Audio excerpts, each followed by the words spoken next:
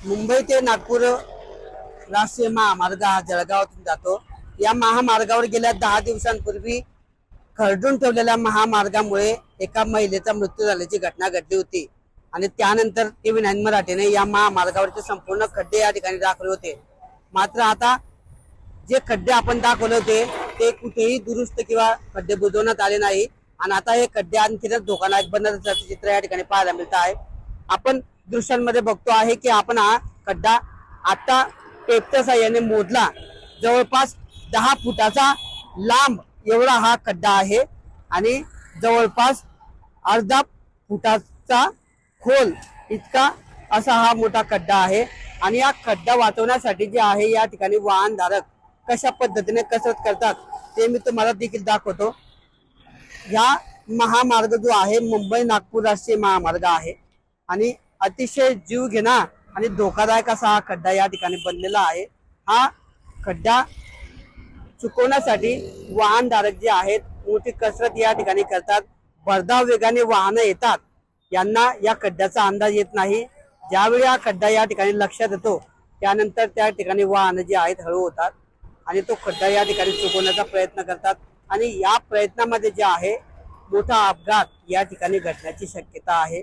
एका महिलेचा 15 दिवसापूर्वी मृत्यू झाल्यानंतरही या ठिकाणी प्रशासनाला जाग आलेला नाही आणि जवळपास 10 फूट लांब एवढा जर खड्डा या ठिकाणी महामार्गावर असेल तर याला महामार्ग म्हणायचा का, हा देखील मोठा सवाल या ठिकाणी उपस्थित होतो आहे।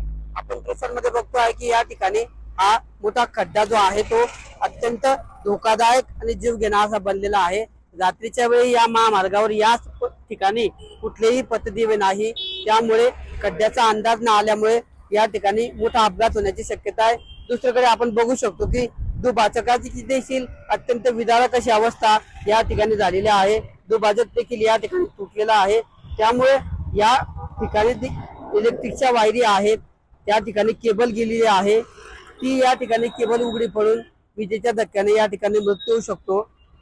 दिवसभर या ठिकाणी मोठ्या प्रमाणावर वाहनांची या महामार्गावरून वर्दळ असते आणि त्यामुळे हा खड्डा जो आहे या खड्ड्यामुळे या ठिकाणी मोठा अपघात होण्याची वाट प्रशासन बघतंय का, असा सवाल देखील आता या ठिकाणी उपस्थित होतो आहे।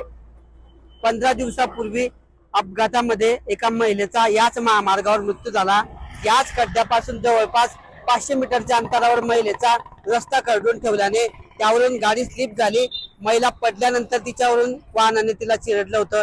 आता त्याच घटनेनंतर आता हा खड्डा जो आहे पुन्हा मोठ्या अपघाताला या ठिकाणी निमंत्रण देत आहे आणि त्यामुळे आता प्रशासन मोठ्या दुर्घटनेची या ठिकाणी वाट पाहतंय का, असा सवाल या ठिकाणी उपस्थित होत असून प्रशासनाच्या अधिकाऱ्यांवर किंवा या कारभारावर जे आहे वाहनधारक नागरिक हे रोष व्यक्त करताना पाहायला मिळत आहेत। किशोर पाटील, TV9 मराठी, जळगाव।